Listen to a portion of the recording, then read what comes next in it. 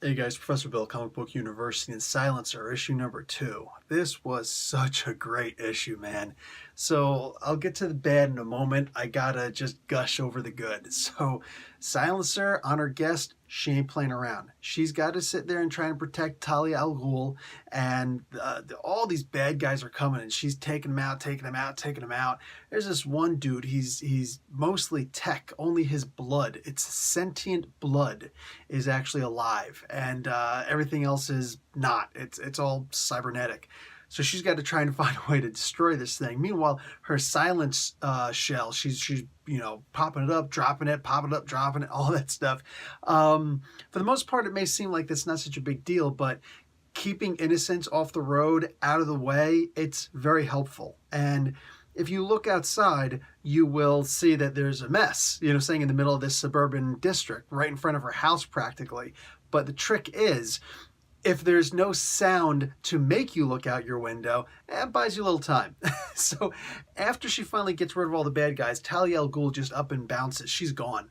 And what happens? She goes and calls up her local services. It's like, okay, listen, I need a waste man. Like all these little things where, like if you remember Pulp Fiction, where you're calling up certain areas, like, okay, I need a cleaner, and they come by and the wolf comes, he's gonna take care of things. That's kind of what happens here. Replica of her car, which got destroyed. They're fixing things. They got some kind of a story, a cover story, like, oh yeah, there was a film studio here. They were filming some stunt scenes, but they realized that it was the wrong area, so they technically didn't have a permit to film here. They had to go back and get their equipment to go back to the correct area where they actually have the permit for. All that stuff, like, that's cool. That's cool. It doesn't have to be more technical than that. This was fantastic. So in the end, she's going to go and try and meet this dude called the Remedy, who is in charge of Leviathan, the group that's sending all these bad guys after her since before Talia al Ghul. But meanwhile, they're saying, oh, you're working with Talia al Ghul. That's why we're trying to attack you.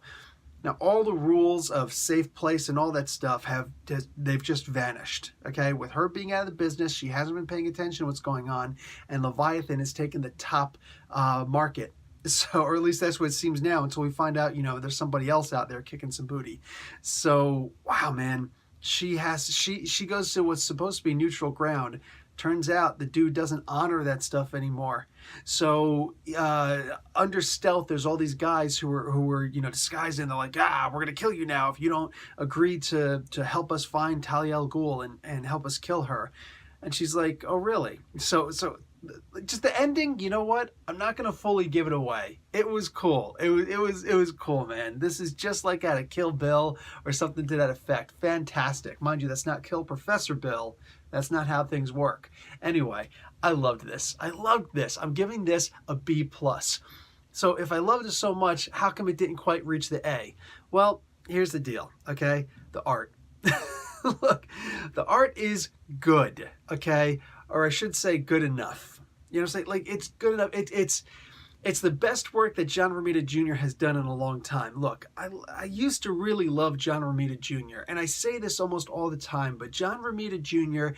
is more about drawing quick to get more money as opposed to drawing good to actually be worth that money. You know what I'm saying? And hey, as long as people keep on paying him, he's going to keep on doing the same tactics, and I can't blame him. Here, he's actually got some creative control over this. So you could clearly see that he's not doing his typical, scribble work, where he's just like, okay, script, okay, go ink it, go color that. And people are looking at this going, ew? So I don't want to put my name on this, but okay. At least that's how I would feel.